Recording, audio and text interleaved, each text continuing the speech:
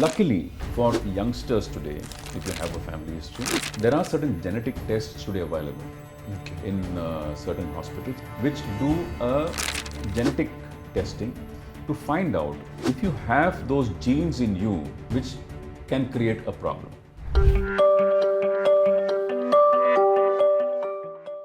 Dr. In my family, like from my father's side, there is a history of heart problems. So I'm worried that it should not come on to me. So any suggestions about what kind of a lifestyle I should have and what best way I can, manage my life so that I avoid this heart problem? See, heart failure per se, what is heart failure? Heart failure means the pumping of the heart goes down, right? For whatever reason. The normal ejection fraction, when everyone knows what an ejection fraction is. A left ventricular ejection fraction, normal is about 60. Okay.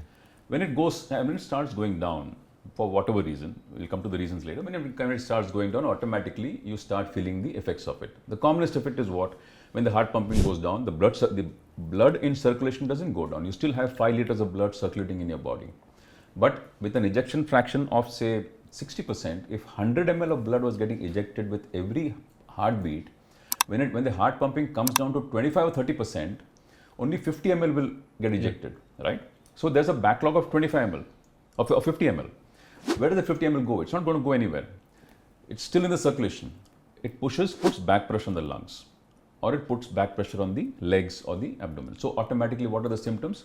Breathlessness on exertion, breathlessness when you lie down, swelling of the feet, fluid collection in the abdomen, in the stomach. These are symptoms of heart failure.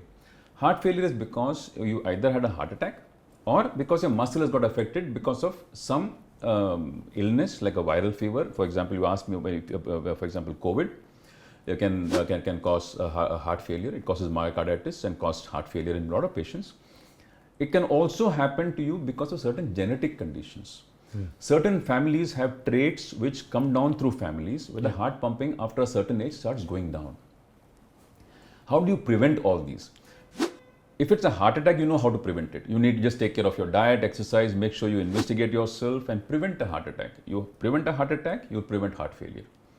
If it's a viral problem, post-viral fever or post-COVID or whatever it is, automatically over a period of time with medicines, it should recover unless the virus was so bad that it hit the heart muscle completely, in which case it may not recover. But the third thing in terms of familial issues is to keep getting, if you have a family history that your father had heart failure or your uncles had heart failure or whatever, all you can do is do an ECG, do a 2D echo, which will tell you what these what is the reason, what your heart pumping is like, and is there any abnormality which can predispose to heart failure in the future. Okay. So this will basically tell you if you have an issue that's possibly coming up. Now, luckily for youngsters today and even for elderly people, if you have a family history, there are certain genetic tests today available in certain hospitals and certain labs which do a genetic testing to find out if you have those genes in you which can create a problem and which can typically be seen in your families. If you have someone else in the family whose blood can be tested and your blood can be, and who's had this same problem and your blood can be tested, they'll know whether this gene that is there in your elder person is there in you also. Okay. If it is there in you, then there's a high possibility that you'll develop the same genetic condition that your uncle or father or anyone has. So then you need to be careful and you need more screening. Not that you can change your genes, you can't modify the genes. So screening in what interval? Maybe once a year, do an ECG and a 2D echo. It will tell you if there's anything coming up, and it will warn you if there are any things that you need to take care of.